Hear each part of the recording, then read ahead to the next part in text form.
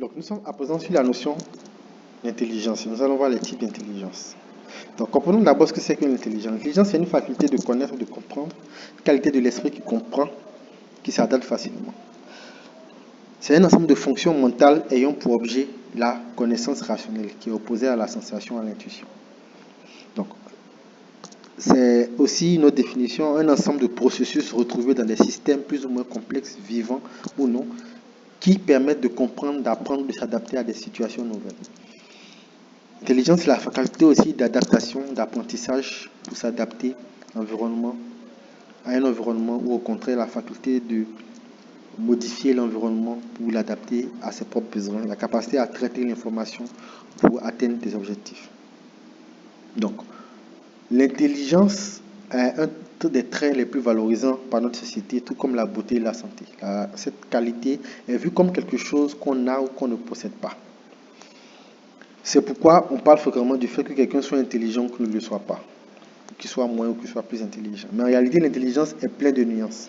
En fait, beaucoup de gens se trompent sur la notion d'intelligence. On voit que, en réalité, tout le monde est intelligent, tout le monde a une intelligence. Et ne vous méprisez pas. C'est juste qu'on vous a segmenté, on vous a mis d'un mur, d'un cocon qu'on a appelé intelligence. Nous allons comprendre tout à l'heure dans les slides qui suivent. Donc, depuis longtemps, il existe un grand débat concernant le fait qu'il y ait différents types d'intelligence. Que se passe-t-il, par exemple, quand quelqu'un est incapable de réussir un examen de mathématiques, mais il peut en revanche écrire des œuvres musicales d'une infinie beauté? Une grande partie de ces débats est centrée sur le fait qu'il n'existerait qu'un seul type d'intelligence, c'est-à-dire l'intelligence unitaire, au contraire de différents types d'intelligence. Donc, les scientifiques, les psychologues se sont penchés sur cette question durant longtemps, et aujourd'hui, il existe plusieurs types de tests d'intelligence et ils se sont mis d'accord qu'il y a plusieurs types d'intelligence. Et certains mesurent ce qui est connu sous le nom de facteur G. Donc, ils mesurent cela sous ce qu'on appelle le facteur G, qui est une intelligence unitaire.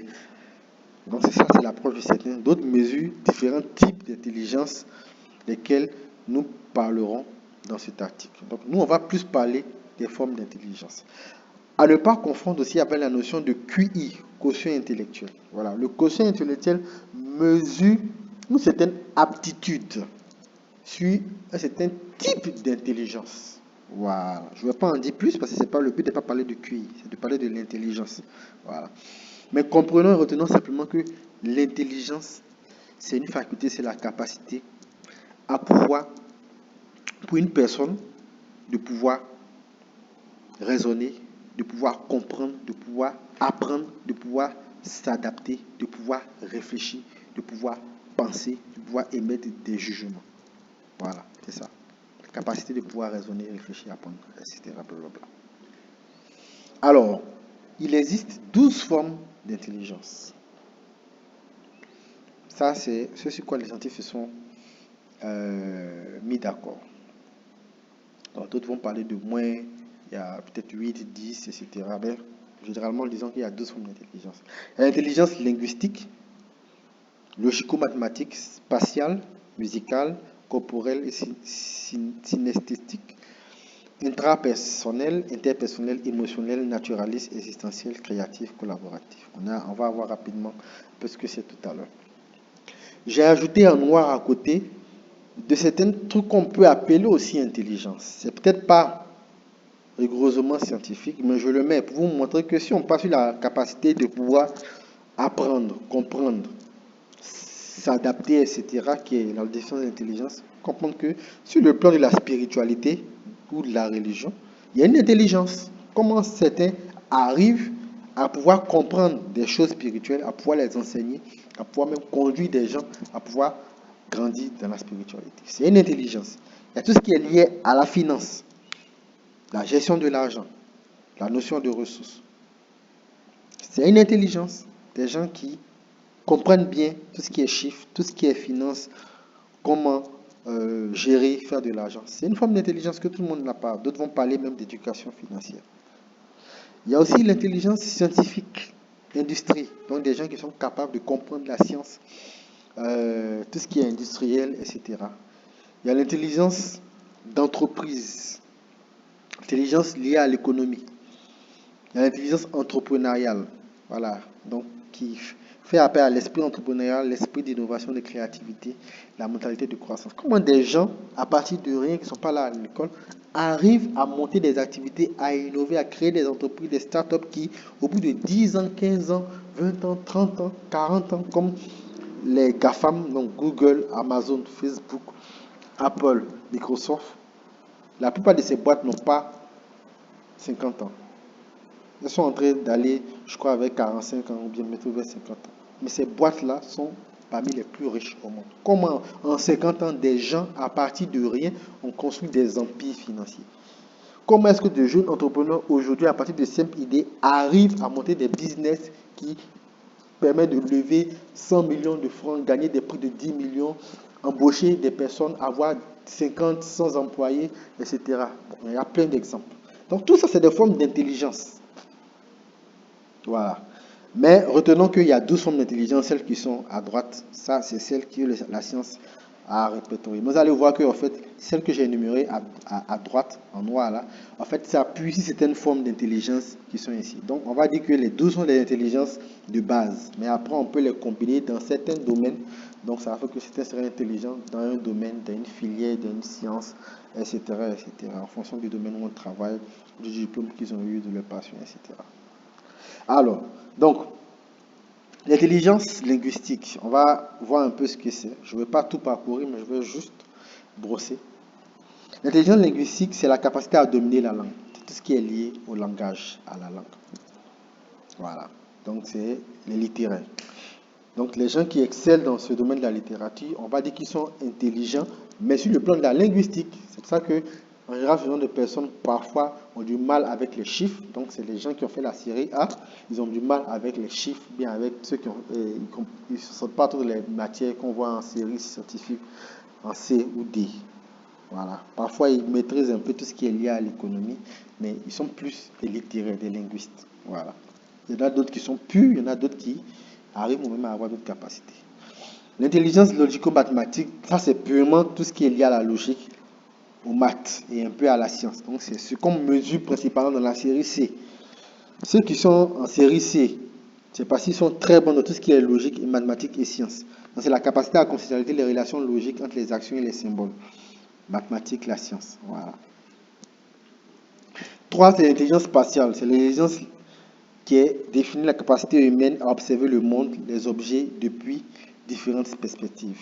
Donc, c'est des gens qui sont très à l'aise dans tout ce qui est image, tout ce qui est manipulation graphique, modélisation, représentation, raisonnement sur l'espace. Voilà. Il y a des gens, ils arrivent quelque part et ils t'arrivent à te penser comment est-ce que ce bâtiment-là, il peut être aménagé, il peut être décoré. C'est-à-dire qu'ils visualisent tout. Ou bien ils arrivent dans un endroit plat, désert, où il n'y a que de la forêt.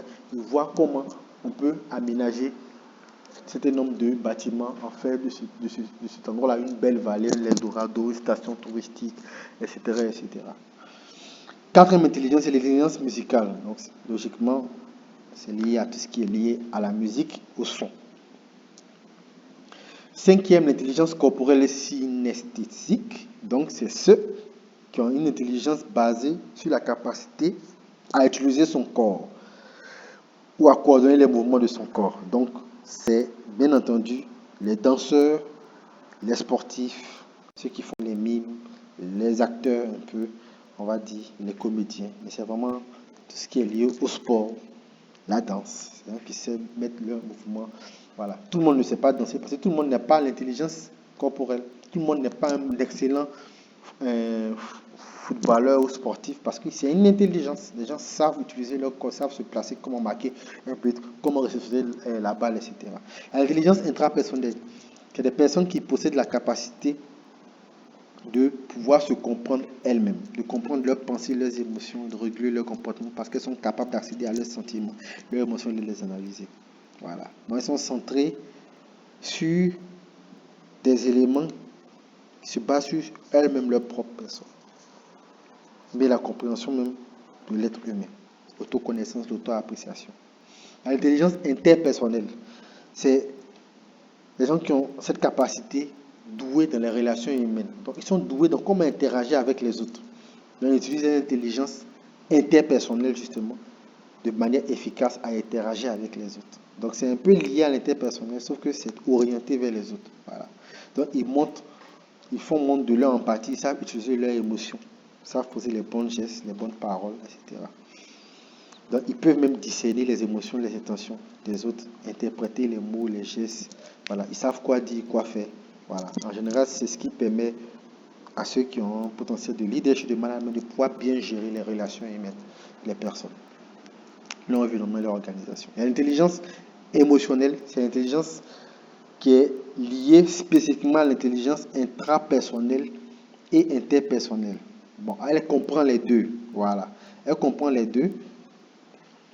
Et elle est composée de 5 éléments. Il y a l'autoconscience émotionnelle, l'autocontrôle émotionnel, l'automotivation, l'empathie et l'habilité sociale. Donc, c'est à plus d'avantages. Voilà. Donc, on va dire l'intelligence émotionnelle s'appuie sur l'intrapersonnel et l'interpersonnel. Voilà. Donc, c'est une forme plus avancée. On a enfin maintenant l'intelligence naturaliste. Première partie. C'est l'intelligence basée sur tout ce qui est lié au monde naturel, à la nature, l'environnement, les objets, les plantes, les animaux, etc. Tout ce qui est lié à l'écologie. L'intelligence existentielle, donc certaines personnes vivent au jour le jour sans se poser beaucoup de questions sur le sens de la vie.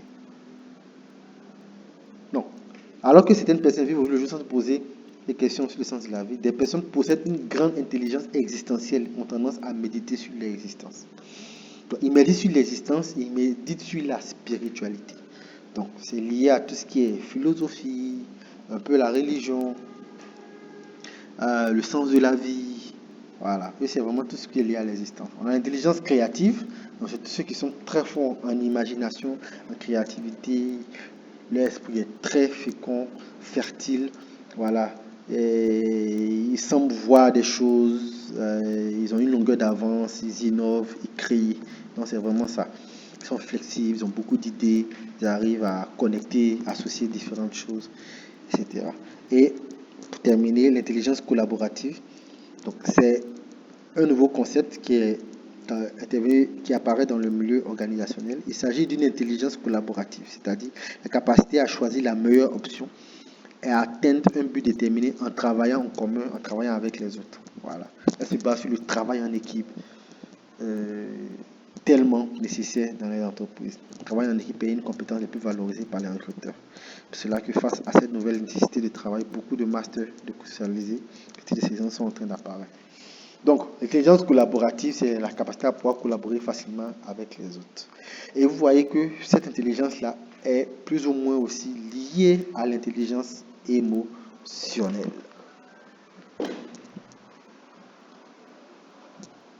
Voilà, donc on vient de parcourir les deux types d'intelligence. On va maintenant aller dans la dernière partie de cette formation, on va faire un focus sur les tests de personnalité. Un test de personnalité, c'est aussi, ou appelé un bilan de personnalité, a pour but d'identifier le comportement d'une personne, sa capacité à réfléchir dans une situation donnée, sa motivation en lien avec sa personnalité. Donc, un test de personnalité ne mesure pas les connaissances, ni l'intelligence, les aptitudes d'une personne, non. Et un test de personnalité est différent d'un test de quotient intellectuel. Voilà, là on parle de personnalité, on ne parle pas d'intelligence. Voilà. Donc, il existe différents types de tests de personnalité. Voilà. On a l'océan, le MBTI, le DISC, le process comme modèle, la boussole, qui est spécifique à trouver sa voie professionnelle. Il y a le Clinton-Strength qu'on a vu tout à l'heure, notamment, on a le Hexaco, on a le SOSI, on a l'énéagramme, on a le PAPI. Voilà, on a aussi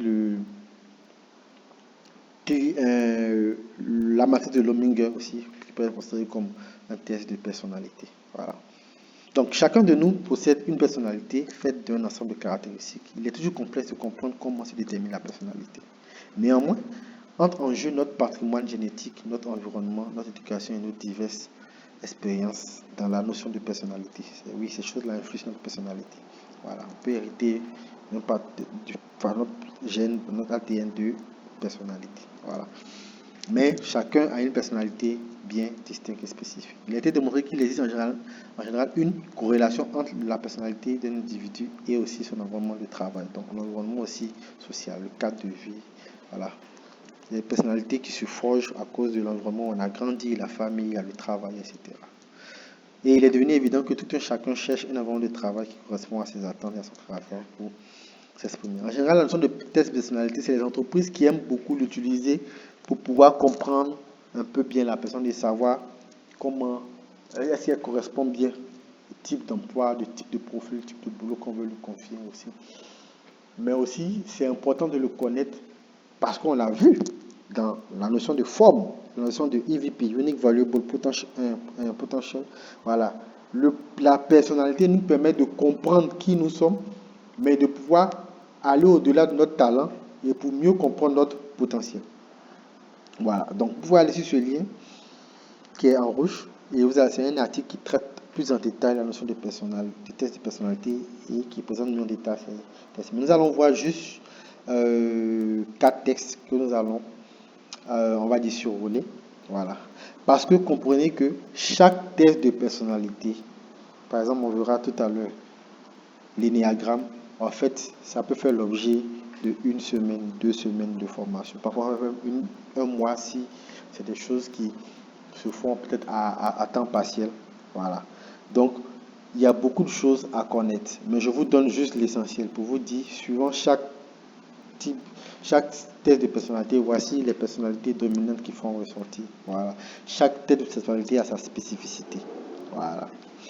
Mais j'ai déjà parlé de deux, du Lominger, la matrice de Lominger et la matrice de Gallup-Clifton, sont eux qui sont plus orientés sur les talents, les forces et les compétences. Ici, ces tests de personnalité sont plus orientés vers des comportements, des aspects dominants, des traits de personnalité. Voilà. Donc le MBTI qui est le Myers-Briggs Type Indicator, en fait, les personnalités qui font ressortir, il y en a 4 catégories. Il y a les analystes, les diplomates, les sentinelles, les explorateurs. Et en fait, ça correspond à un certain profil qui est décrit en face. Voilà. Comme je l'ai dit, je ne vous dis pas comment, je vous dis simplement les différents traits. Parce que ça, il faut aller sur un site internet qui est gratuit. Vous pouvez faire votre personnalité et il vous dira si vous êtes telle catégorie, vous êtes tel profil. Voilà. Donc, ici, les analystes, on a les architectes, les logiciens, les commandants. En fait, c'est des noms qui ont été donnés, mais ce n'est pas un métier. Si vous faites le test que vous êtes logicien, vous êtes architecte, ça ne veut pas dire que vous êtes destiné à faire de l'architecture. Non. Vous êtes commandant, ça ne veut pas dire que vous êtes destiné à être commandant. Ou bien si vous êtes innovateur, ça veut dire que vous êtes destiné à être quelqu'un qui va innover. Non. C'est des traits de personnalité, on a juste donné des noms comme ça.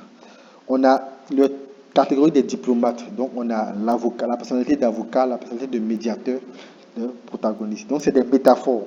Ces noms sont des métaphores. Voilà.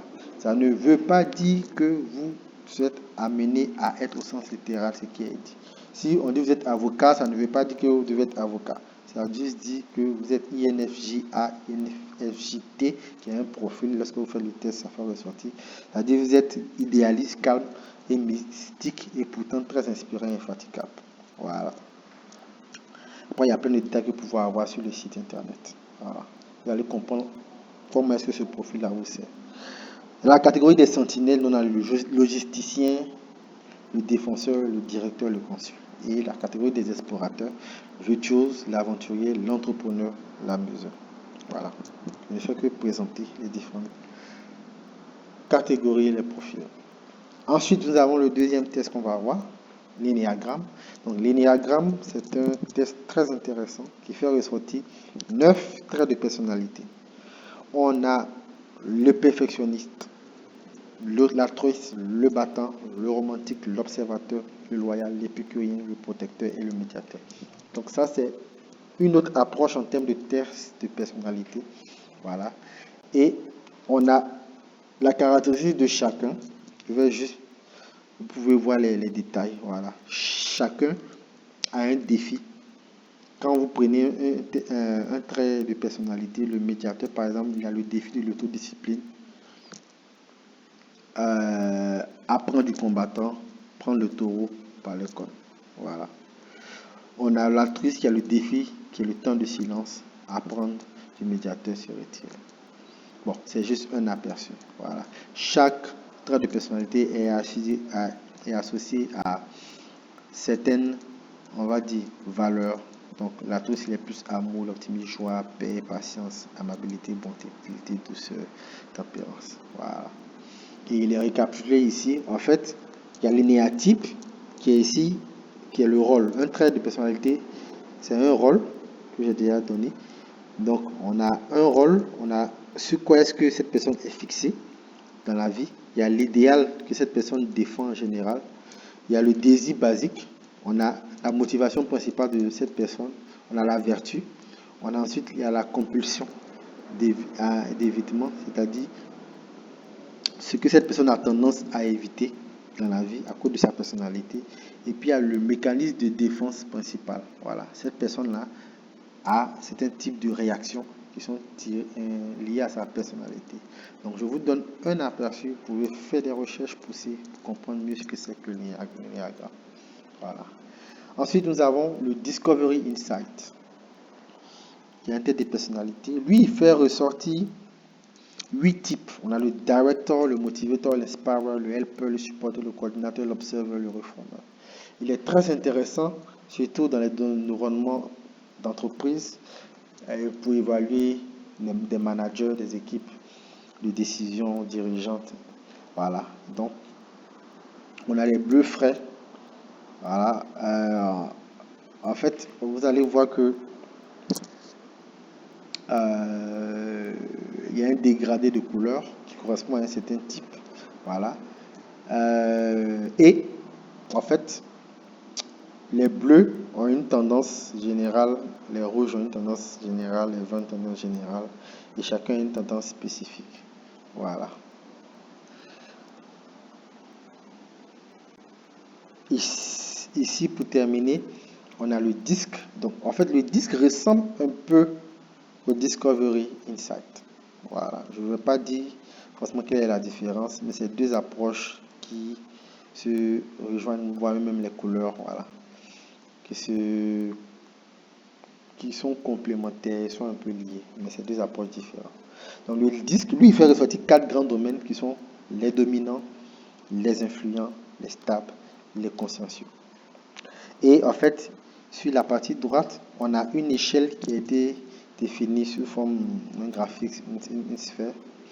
Donc on a de l'introverti, ceux qui sont du moins introvertis au plus extravertis. On a celui qui est plus orienté sur l'axe, basé sur les tâches, et celui qui est basé plus sur les relations. Et donc en fonction de la combinaison, on voit qu'on aura les dominants qui sont plus extravertis à réussir tâches, les conformes qui sont plus tâches et sont plus introvertis.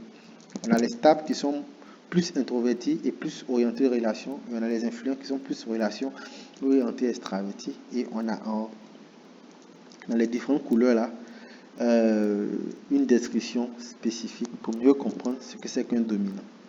Voilà.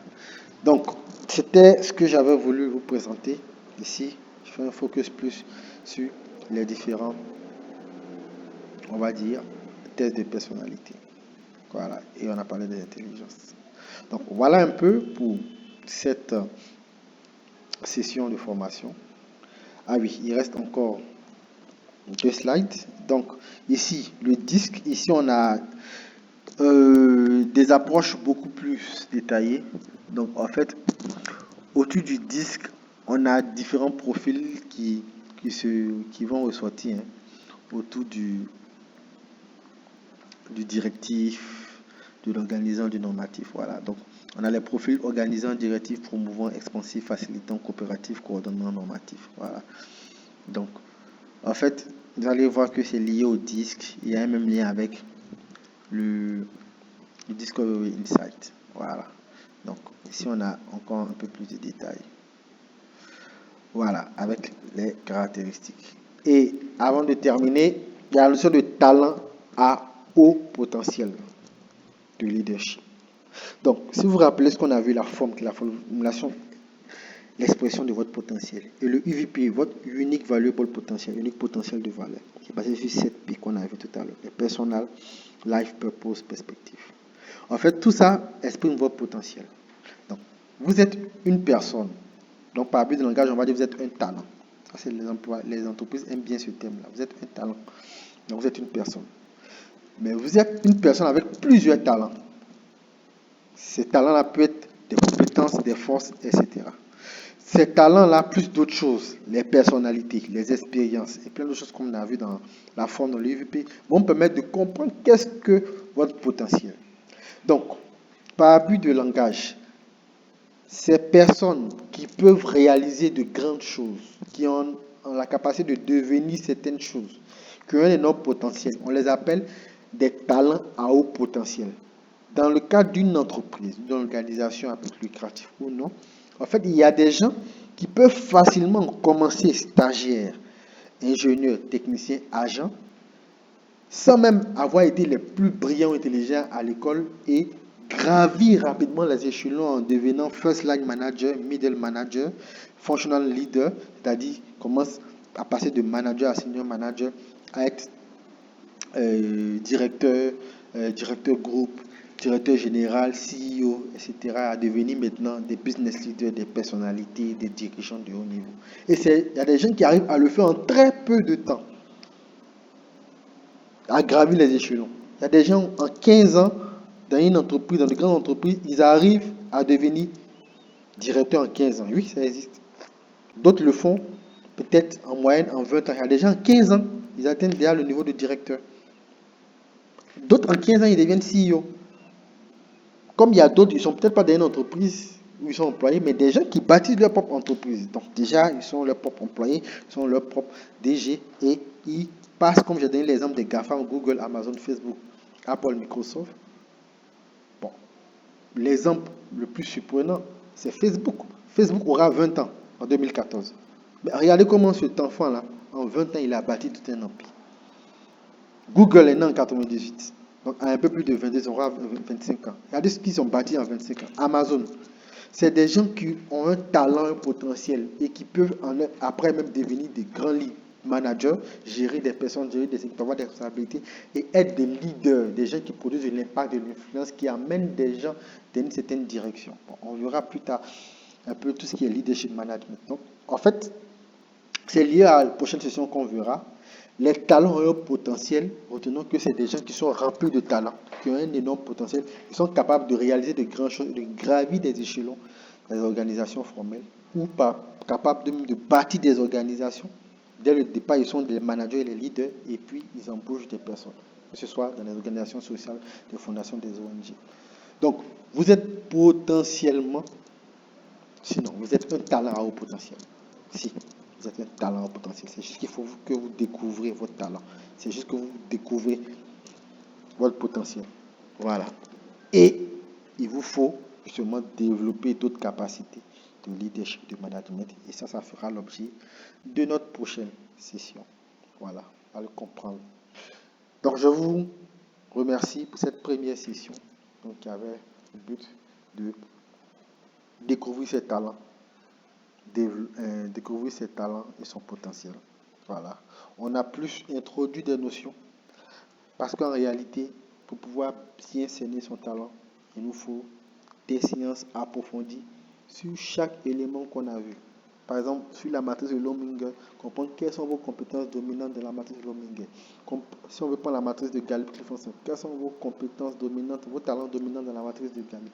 Si on veut encore aller plus loin, aller dans les tests de spécialité, en fait, on ne peut pas le faire en 15 minutes ou en 30 minutes, ou du moins, on ne pourrait que l'avoir fait un seul aspect en une séance de 15 minutes ou 30 minutes en allant en profondeur, ça va parler d'autres choses.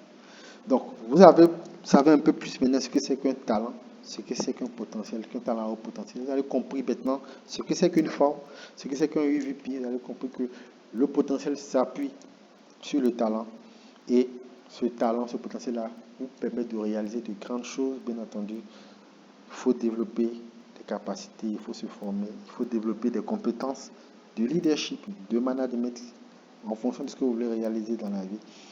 Et voilà. Donc, je vous remercie. C'est un plaisir pour cette session que vous avez animée. Et voilà, je vous souhaite de commencer déjà à réfléchir à comprendre quels sont vos traits de personnalité dominants, allez-y faire des recherches sur les traits de personnalité et de comprendre vos personnalités. Merci beaucoup. À bientôt.